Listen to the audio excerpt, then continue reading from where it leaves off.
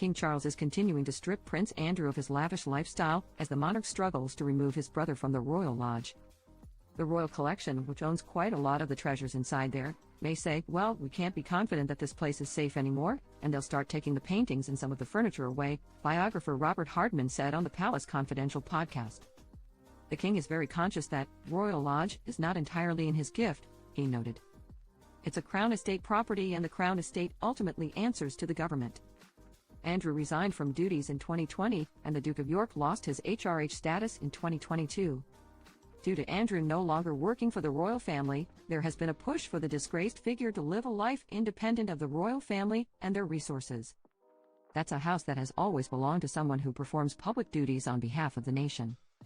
It always was when George VI lived there, when Queen Mother lived there, and Prince Andrew to begin with, Hardman continued. He was performing public duties and therefore there was an obligation by the state to look after that property, to make sure it was secure. Now Andrew has got no public life, no prospect of a public life, and I think that does bring into question what he's still doing in a place that was a home for many years of a sovereign.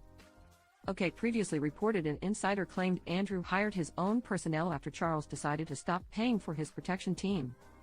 He has his security but at a cheaper rate and he is managing to finance it himself, a source told an outlet. He has dug his heels in and is refusing to move so found a way to finance his security. How sustainable in the long term, then who knows how long he can do it for? They asked. Royal experts speculated Charles hoped Andrew would find a new address by his 76th birthday on November 14th. For his birthday, the king will celebrate with family and no doubt give thanks and cheers for being alive, British broadcaster Helena Chard told an outlet when discussing the monarch's big day. Despite his cancer treatment, he is coping with a rigorous work schedule. The Royal Lodge problem still rumbles on, although King Charles has made a decisive move and has financially cut him off. Prince Andrew is no longer a working royal and is viewed as the idol of entitled, privileged duke in the court of public opinion, Chard added. Andrew lost his royal salary when he stopped working for the crown, but Chard predicted his inner circle is helping him maintain his royal residence.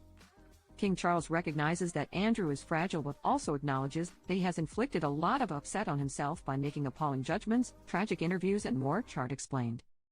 Prince Andrew can now maintain his lease and pay for his Windsor home as he has friends in high places who will stump up the cash needed.